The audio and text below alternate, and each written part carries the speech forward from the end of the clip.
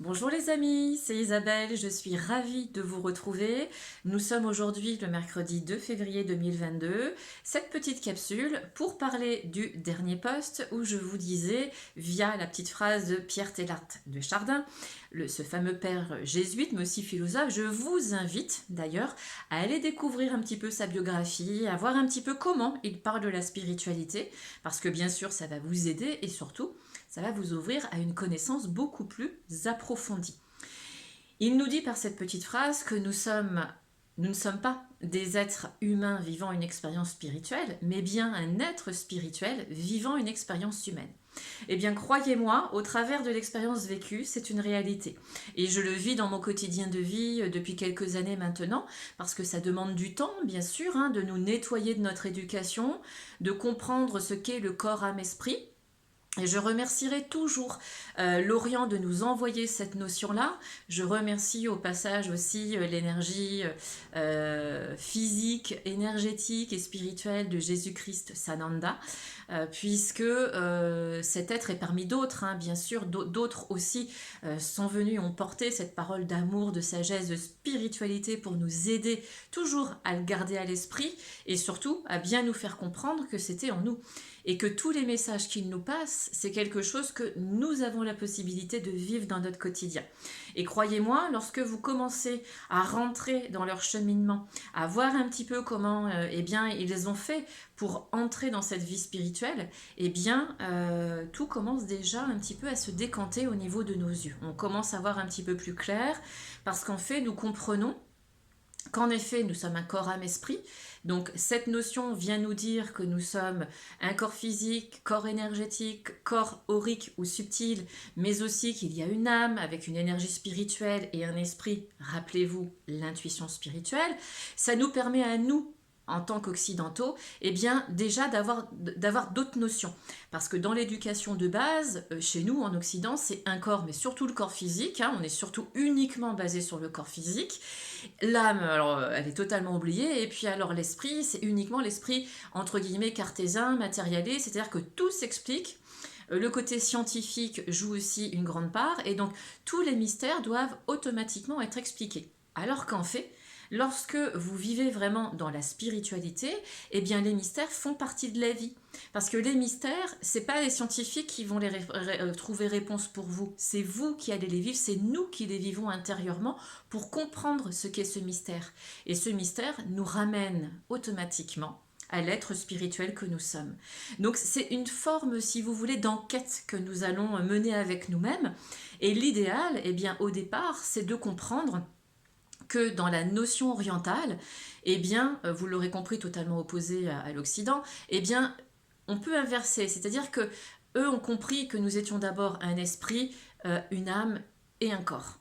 Et lorsque vous inversez et que vous mettez justement votre spiritualité en haut de votre vie, là, vous commencez à vous dire qu'il existe véritablement autre chose.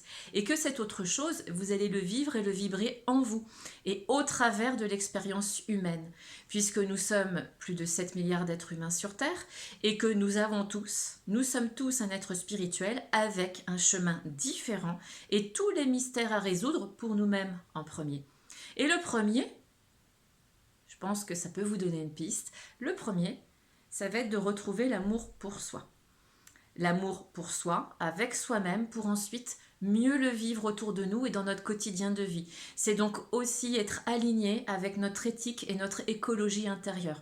Vous savez, c'est souvent, par exemple, quelqu'un vous demande quelque chose, vous n'avez pas envie.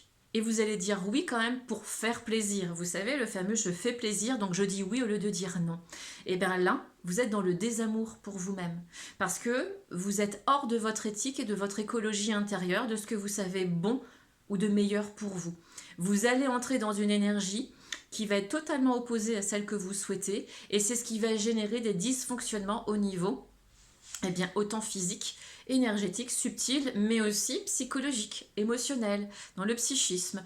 Voilà comment vont arriver aussi les dysfonctionnements. Vous voyez, tout part en fait à la base, qui est celle de l'amour que je me porte. Donc, j'essaye d'être dans mon équilibre. je suis douce et ferme, et ça c'est vraiment l'être spirituel qui s'incarne. En tout cas là je vous parle vraiment à titre personnel, hein. C'est vraiment cette douceur et cette fermeté qui dit ok, j'entends ta demande, mais je vais te dire non car cela, eh bien à l'intérieur de moi ne résonne pas. J'ai une autre résonance, donc je te dis non, et peut-être pourrais-tu demander à quelqu'un d'autre ou faire différemment. Nous pourrions peut-être y réfléchir ensemble. Eh bien, c'est cela, en fait, la base initiale, c'est vraiment être dans cet accord et oser aussi ensuite, hein. Vous allez rire puisqu'on en parlait lors du dernier post, lorsque je parlais de la communication avec le chakra, c'est le chakra laryngé, c'est voilà, comment je communique avec moi-même, hein. Vous voyez, ça va vraiment ensemble. Donc, lorsque je choisis de dire non, je dis non. Lorsque je choisis de dire oui, je dis oui.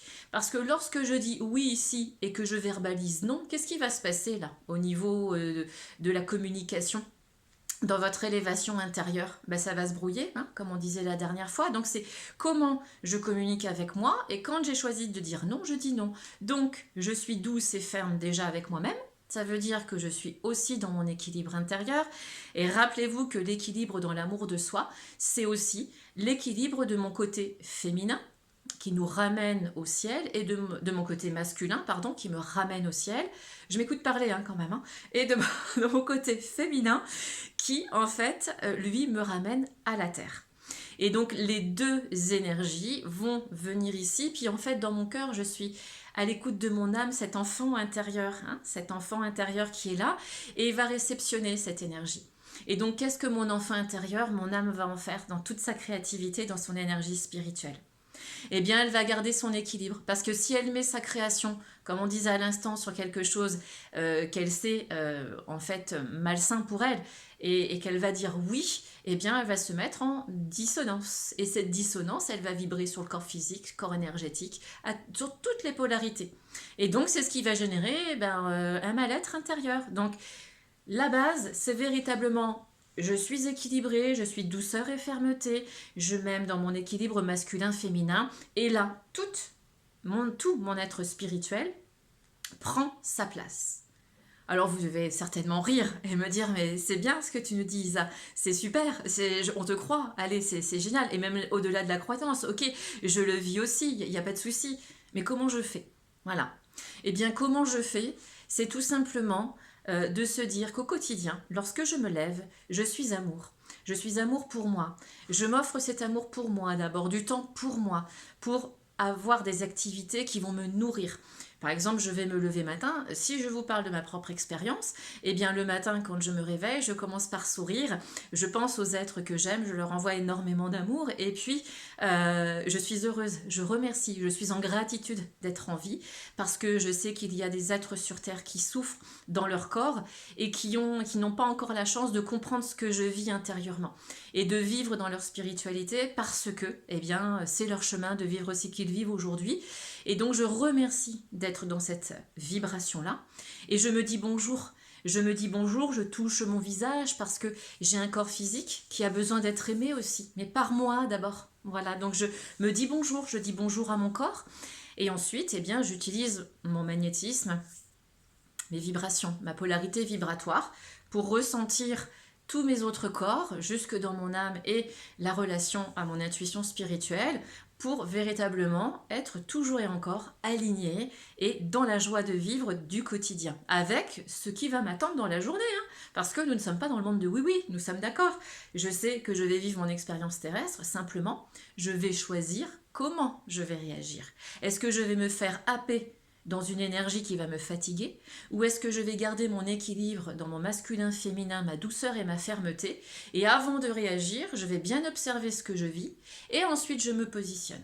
Voilà, ça c'est important, c'est véritablement la base, c'est-à-dire qu'à partir du moment où je suis dans la réflexion et la conscience de ma réaction, et bien là déjà, j'ai mon être spirituel qui se positionne.